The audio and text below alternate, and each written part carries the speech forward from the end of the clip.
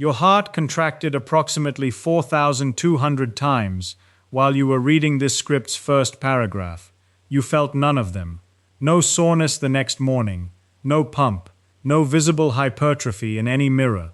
And because you could not feel it, could not see it, could not track it with any metric the fitness industry has taught you to watch, you did not train it. This is the most consequential training gap in human health, and almost nobody frames it correctly. The heart is a muscle, not metaphorically, not in the loose sense that people mean when they say something requires heart. The myocardium, the muscular wall of the heart, is composed of cardiac myocytes, cells that contract and relax in response to electrical signals, that consume ATP to power that contraction, that require oxygen continuously to regenerate that ATP, and that adapt structurally and biochemically in response to the demands placed on them. The biology is the same as skeletal muscle. The physics of contraction, the mitochondrial machinery generating energy, the capillary networks supplying oxygen, all of it follows the same principles as the quadriceps or the biceps. The difference is access. You cannot consciously contract your heart. You cannot isolate it. You cannot put it under a barbell and progressively overload it the way you overload a hamstring. The motor control that drives cardiac contraction runs entirely through the autonomic nervous system and the heart's own conduction system, the sinoatrial node setting pace, the electrical signal propagating through the atrioventricular node, the bundle of the Purkinje fibers, until the entire ventricle contracts as a unit. Your cortex is not involved. Your intention is irrelevant. What you can do is manipulate the demand placed on the heart by making the rest of the body require more from it. And in that indirect control lies the entire science of cardiovascular training. The heart responds to demand. When the skeletal muscles of the legs and arms and trunk require more oxygen during exercise, they signal the cardiovascular system through metabolic mediators, falling oxygen tension, rising carbon dioxide, accumulating lactate, local vasodilators, and cardiac output rises to meet the demand. Heart rate increases, stroke volume increases. The product of these two, cardiac output, rises from its resting value of approximately 5 liters per minute to 20, 25, sometimes 35 or more liters per minute in elite athletes during maximal exercise. That demand, repeated consistently over weeks and months, is the training stimulus the heart muscle responds to, and the adaptations it drives in cardiac myocytes, in the capillary networks supplying them, in the geometry of the left ventricle, are the biological changes that determine how long you live. Nobody tells you this. The fitness industry sells you the mirror. The mirror shows skeletal muscle. The muscle that is quietly deciding your longevity sits inside your chest, beating 100,000 times per day, receiving whatever stimulus your choices provide. If you're enjoying this story so far, don't forget to hit the like button and subscribe. Drop a comment telling me where in the world you're watching from. I love hearing from you. A cardiac myocyte is a specialized cell that has committed entirely to one function: contraction. It cannot dedifferentiate. It cannot meaningfully divide in adults. When a cardiac myocyte dies, in a heart attack, in chronic ischemia, in the slow attrition of age, it is generally replaced by collagen rather than by a new functioning cell. The heart is not a regenerating tissue in any meaningful clinical sense. This irreplaceability makes the health of each individual cardiac myocyte more consequential than the health of individual skeletal muscle cells, which can be replaced from satellite cell pools. What you do to your cardiac myocytes across a lifetime, you do permanently. Inside each cardiac myocyte, mitochondria occupy approximately 30 to 35% of cell volume, a far higher proportion than in skeletal muscle, where mitochondrial content varies with fiber type and training status. The high mitochondrial density is not excess. The heart runs almost entirely on oxidative phosphorylation. Unlike skeletal muscle, which can sustain short bursts of anaerobic metabolism, the heart cannot accumulate a meaningful oxygen debt. It operates in continuous aerobic mode, beat after beat after beat, and the mitochondrial machinery that supplies ATP for each contraction must be continuously fed with oxygen and substrate. Cardiac mitochondria differ from skeletal muscle mitochondria in a specific way that matters here. They preferentially oxidize fatty acids rather than glucose. Approximately 60 to 70% of the heart's ATP comes from fatty acid oxidation at rest, with the remainder from glucose, lactate, and ketones. During exercise, the substrate mix shifts somewhat, but the oxidative nature of the process does not. The heart does not go glycolytic when pushed. It demands more oxygen and more substrate, and when the supply falls short, contractile function degrades rapidly.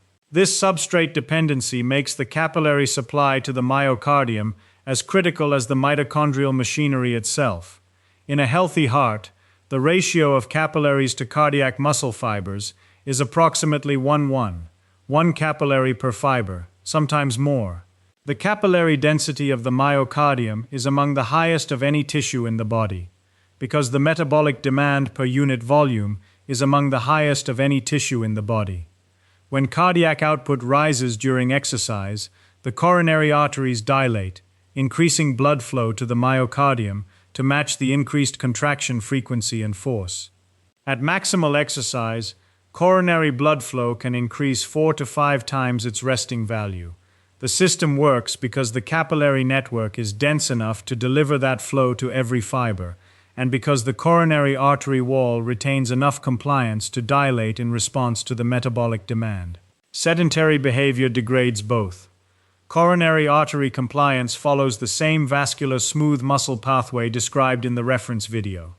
Without adequate shear stress from elevated blood flow, the endothelium reduces nitric oxide production, the smooth muscle shifts toward the synthetic phenotype, and the vessel stiffens.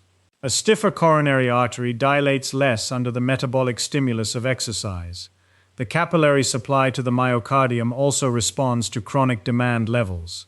In trained hearts, capillary density per unit of cardiac muscle volume is higher than in untrained hearts. The network grows or regresses based on whether the oxygen demand consistently exceeds the current supply.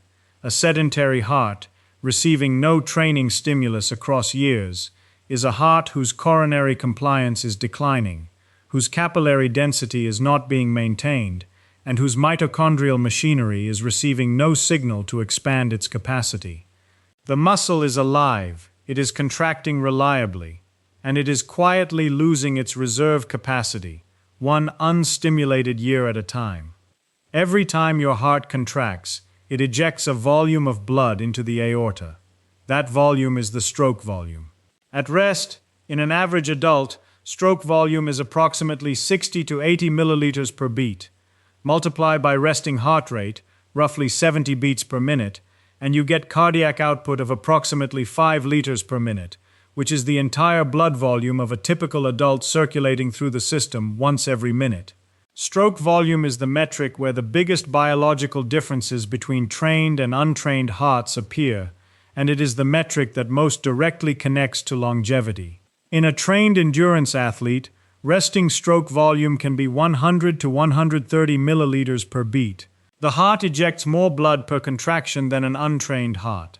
Because the cardiac output demand at rest is fixed by metabolic needs, approximately 5 liters per minute regardless of fitness level, a higher stroke volume means a lower resting heart rate. The trained heart beats 40 to 50 times per minute instead of 70, because each beat does more work.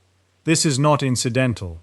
Resting heart rate is one of the most consistently replicated predictors of cardiovascular mortality in epidemiology. In the Framingham Heart Study, and in multiple subsequent large cohort studies, resting heart rate below 60 beats per minute is associated with lower all-cause mortality, while resting heart rate above 80 is associated with measurably higher risk, independent of other cardiovascular risk factors. Each 10 beat per minute increase in resting heart rate above 60 carries a mortality risk increase of approximately 10 to 18% across different study populations. The mechanism is not that a slow heart rate is directly protective. The mechanism is that a high resting heart rate in the absence of disease reflects inadequate stroke volume, which reflects inadequate left ventricular chamber size and wall compliance, which reflects inadequate training stimulus across the prior months and years. A sedentary heart beats faster to compensate for each beat doing less work. The structural basis of stroke volume is the left ventricle. Endurance training produces what cardiologists call eccentric cardiac hypertrophy. The left ventricular cavity enlarges, its wall stays proportionally thin, and the muscle becomes more compliant. A larger chamber fills with more blood during diastole, and the more compliant wall stretches to accommodate that filling. The Frank-Starling mechanism then amplifies the contraction. A more stretched ventricle contracts with greater force, ejecting a higher fraction of the filled volume. Stroke volume rises from both the larger filling volume and the more forceful ejection.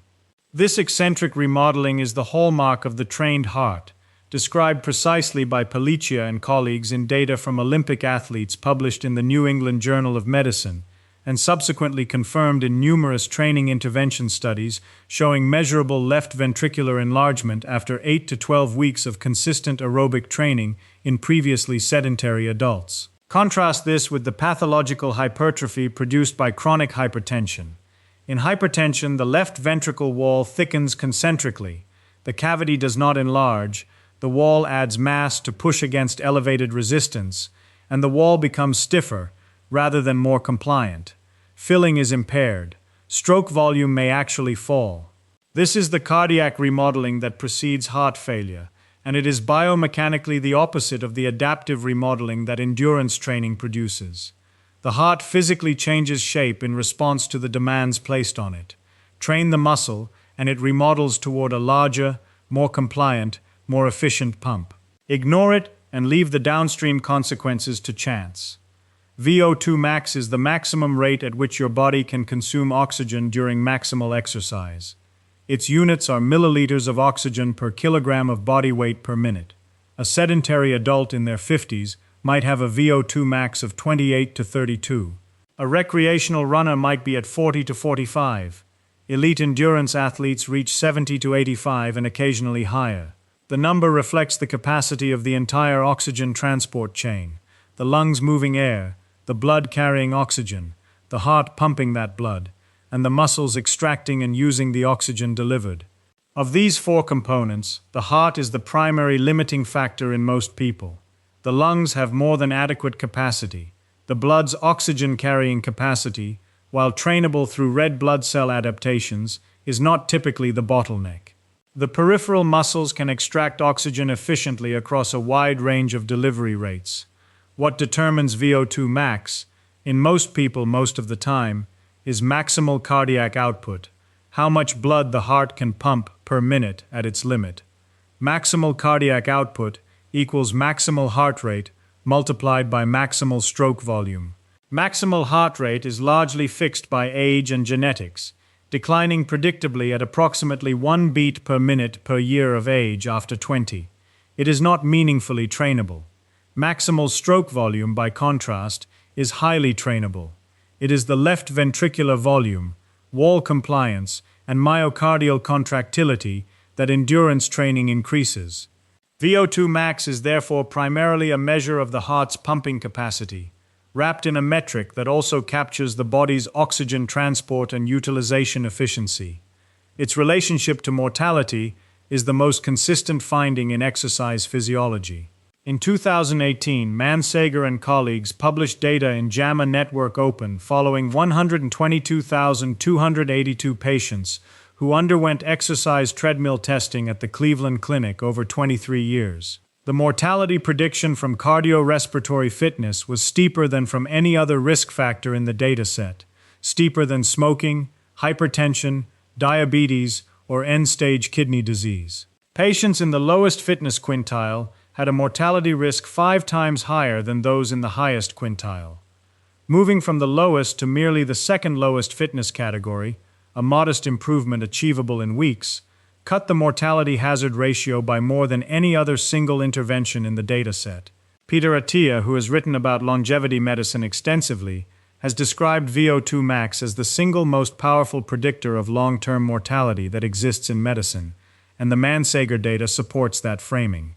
It is tracking the functional capacity of the heart muscle directly, and the heart's capacity is the upstream determinant of how well every other organ in the body is perfused, supplied, and maintained. A heart with high VO2 max is a heart with high stroke volume, low resting heart rate, high coronary compliance, dense capillary supply, and high mitochondrial capacity. Every one of those properties is protective, every one of them responds to training, and every one of them degrades in its absence. If you're hooked on this story, make sure to subscribe and turn on notifications so you never miss an upload. Your support means everything and helps me bring you more emotional stories like this one. The heart does not rust. This is the misleading comfort of cardiac aging. The organ keeps beating reliably long after its reserve capacity has collapsed, and the collapse is invisible until a demand arrives that exceeds the reserve. VO2 max declines at approximately 1% per year after age 25 in sedentary individuals. By age 55, a sedentary person who had a VO2 max of 45 at 25 may have a VO2 max of 30. By 65, it may be at 20 to 22. These are the numbers that, in the Mann-Sager data, place a person in the lowest fitness quintile with the 5-fold elevated mortality risk. The decline has 3 biological sources. First, maximum heart rate falls. This is largely non-negotiable. The age-related decline in sinoatrial node pacemaker activity reduces peak heart rate at approximately 1 beat per minute per year. This component of VO2 max decline is not significantly trainable. Second, stroke volume falls in sedentary individuals as the left ventricle loses its eccentric remodeling over decades of inadequate stimulus. The cavity does not enlarge further. The walls do not maintain the compliance that training would provide. The Frank-Starling filling advantage is not developed. Third, the peripheral muscle mitochondrial capacity falls. This is a skeletal muscle change, not a cardiac one, but it affects the oxygen extraction at the working muscles, and therefore contributes to declining VO2 max. The cardiac component and the skeletal muscle component both respond to training, even as the heart rate component does not. This is the biology that makes the mortality curve in the Mann-Sager data modifiable. The decline is real. Its rate is a choice. The changes that sedentary decades impose on the heart muscle beyond VO2 max are subtler but cumulative. Cardiac collagen content increases with age and with low activity levels. The connective tissue between myocytes thickens, reducing the compliance of the left ventricular wall and impairing diastolic filling. The heart stiffens in a pattern analogous to the arterial stiffness described in the reference material. The muscle becomes less yielding, less efficient at filling during the relaxation phase between beats. Diastolic dysfunction, impaired left ventricular filling, is now recognized as a major cause of heart failure with preserved ejection fraction, a condition in which the heart contracts normally but cannot fill adequately. It is among the fastest-growing cardiac diagnoses in adults over 65, and its prevalence correlates directly with decades of physical inactivity. The exercise capacity of the heart does not fail all at once. It diminishes across each sedentary year until a clinical event marks the endpoint of a process that began decades earlier and was always modifiable. The heart responds to one training stimulus, sustained elevation of cardiac output above resting levels. This is not complicated, but it is specific, and the specifics distinguish training from activity. Walking to the car is an activity. It briefly elevates cardiac output and then returns it to baseline. The cardiac myocytes received a stimulus too brief and too modest to drive the adaptations that matter: left ventricular remodeling, increased stroke volume, improved coronary compliance, expanded capillary density. Activity is not the same as training. Training requires the cardiac output to remain elevated for a sustained period, repeatedly, at an intensity that genuinely stresses the current capacity of the heart. The mechanism is the same as for skeletal muscle. Adaptation requires a stimulus that exceeds the current comfortable operating range, applied consistently enough to signal that the excess demand is not temporary. For the heart, the practical translation is sustained aerobic exercise at moderate to vigorous intensity for periods long enough to maintain elevated cardiac output. The Fick principle governs this. VO2 equals cardiac output multiplied by the arteriovenous oxygen difference. To improve VO2 max, you must either increase cardiac output or increase oxygen extraction at the muscles, or both. The primary lever for most people is cardiac output, getting the heart to pump more blood per minute for sustained periods.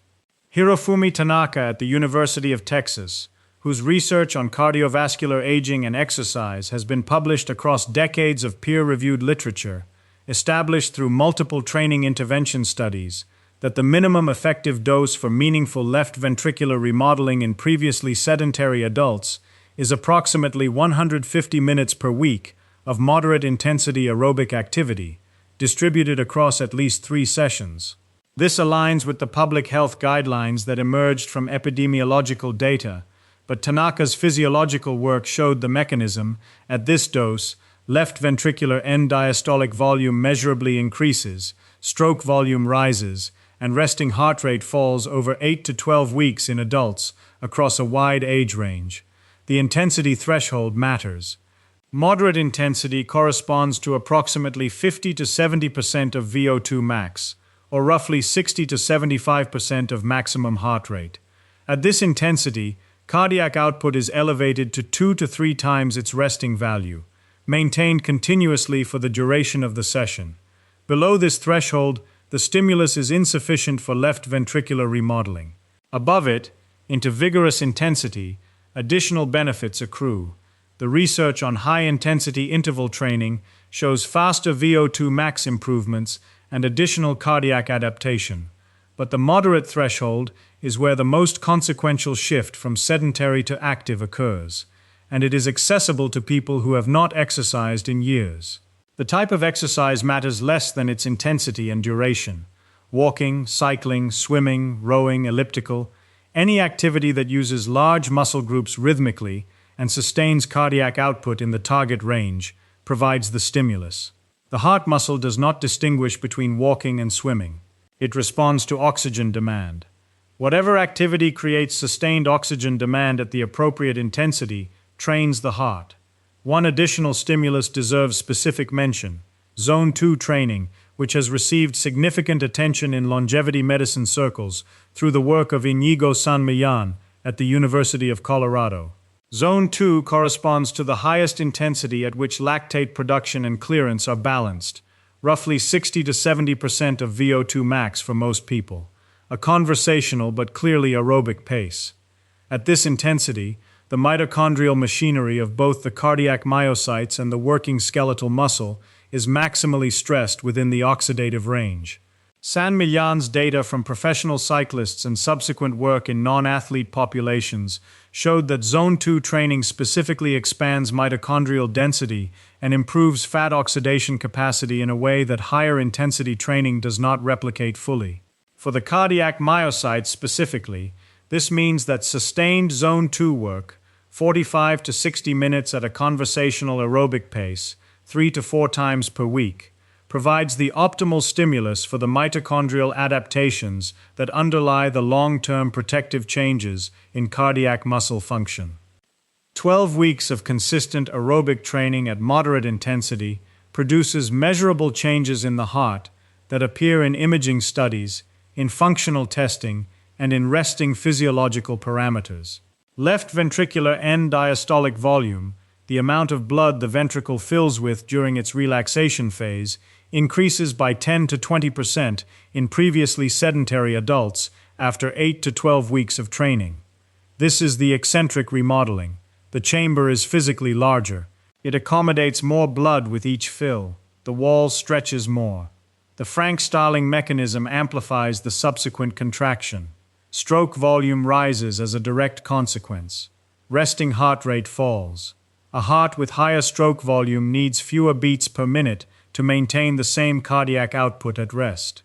After 12 weeks of consistent training, resting heart rate reductions of 5 to 8 beats per minute are typical in previously sedentary adults. Over years of sustained training, resting heart rates of 50 to 60 beats per minute are achievable in people who started in their 50s or 60s. Those numbers translate directly into the mortality curves. Each 10 beat per minute reduction in resting heart rate carries meaningful risk reduction in longitudinal data. VO2 max increases. In previously sedentary adults, 12-week moderate-intensity training programs typically produce VO2 max improvements of 10 to 20%. A person at a VO2 max of 24, in the lowest fitness quintile in the Mann-Sager data, with the 5-fold elevated mortality risk, who improves to 28 after 12 weeks, has moved into the second lowest quintile. The mortality hazard ratio drops by more than half at that transition, based on the Cleveland Clinic data. 12 weeks of training moves a person across the most consequential boundary in the mortality curve. The coronary arteries respond in parallel. Nitric oxide production by the coronary endothelium increases within days of beginning regular aerobic training, as shear stress rises with each training session and the eNOS factory upregulates. Coronary compliance improves over weeks. The vessels that supply the myocardium become more responsive to the metabolic signals the heart sends during exertion, dilating more completely, delivering more blood per unit of demand. These changes compound across years. The heart at 12 weeks of training is measurably different from the heart at week 0. The heart at 5 years of consistent training is categorically different. The left ventricular remodeling has continued. The resting heart rate has continued to fall. The VO2 max has continued to rise, or at minimum has declined at a substantially slower rate than the sedentary decline curve would predict. Robert Salas, working in the Kaiser Permanente exercise prescription program, has described exercise as the closest thing to a polypill that medicine has. A single intervention that simultaneously addresses the mechanisms of cardiovascular disease, metabolic disease, cognitive decline, and cancer, through overlapping pathways that no pharmacological combination fully replicates. His clinical data, published in the British Journal of Sports Medicine, showed that patients who met physical activity guidelines had dramatically lower rates of cardiovascular events, hospitalizations, and all-cause mortality than those who did not, across every age group in the dataset. The compound interest of cardiac training works in both directions. The heart that trains accumulates protective adaptations that reinforce each other. Higher stroke volume reduces the heart rate demand. Lower resting heart rate reduces myocardial oxygen consumption. Better coronary compliance supplies more oxygen per unit of demand. Each adaptation makes the next one more accessible. The trained heart becomes progressively easier to maintain in its trained state. The heart that does not train loses the same adaptations in the same reinforcing pattern, but in reverse. Declining stroke volume increases resting heart rate. Elevated resting heart rate increases myocardial oxygen consumption. Declining coronary compliance reduces oxygen delivery to a heart that is already working harder per beat than it should. Each loss makes the next one more likely. The VO2 max you have in your 60s is substantially determined by what you did in your 40s and 50s. The VO2 max you will have in your 70s is being determined now. This is not a counsel of despair for anyone who has been sedentary. The Mann-Sager data shows clearly that even moving from the lowest fitness quintile to the second lowest, a modest improvement achievable in weeks, cuts mortality risk by more than any pharmaceutical intervention in the dataset. The muscle nobody tells you to strengthen is beating in your chest right now, approximately 100,000 times today. It is made of cells that respond to demand, that remodel in response to stimulus, that build capillary networks and expand mitochondrial machinery when consistently asked to perform above their current comfortable range. It does not appear in any gym program. It does not respond to any supplement.